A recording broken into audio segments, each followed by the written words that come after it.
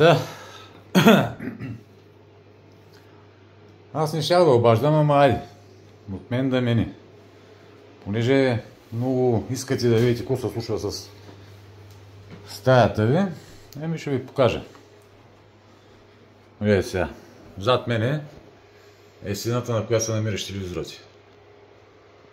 Горе в момента отсичам, има залепено тиксо, което ще очертае тавана от стената.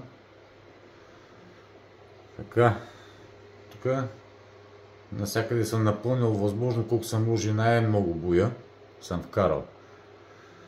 Ето ти стойката на телевизора, дето си е в България в момента, дето не го ползваш за нищо. Съответно на тази стойка ще има закачен нов телевизор. Абе, като си дойш, ще се изпразниш, бе. Няма кога ти говоря.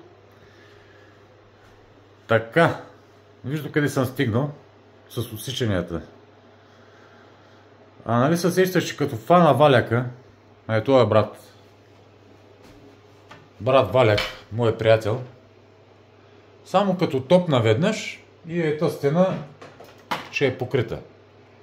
Само веднъж ще топна. Защото съм напълнил абсолютно всичко главно където е. Така, понеже искаш да разбереш докъде съм стигнал, сега в момента е 7:50. Демек 8 без 10. В 12 часа всичко ще бъде приключено. Защото смятам и други работи да правя между другото. Не само да отцапам стаите с зелено. А смятам, тук е този прозорец. Обръщането да го направя в бяло. Както ти казах, нали, като перде. Като...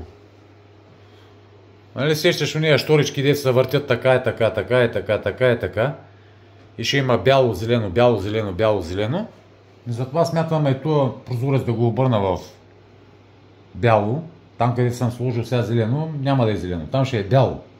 Стената ще е зелена, а обръщането на самия прозорец ще е бяло. И като си представиш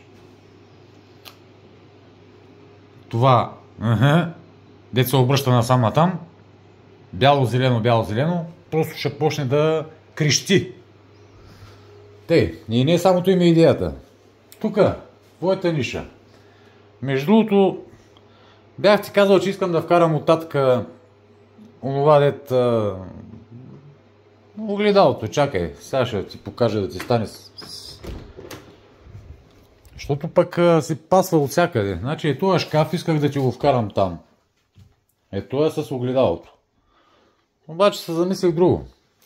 Нека си остане това там. Смятаме тая ниша.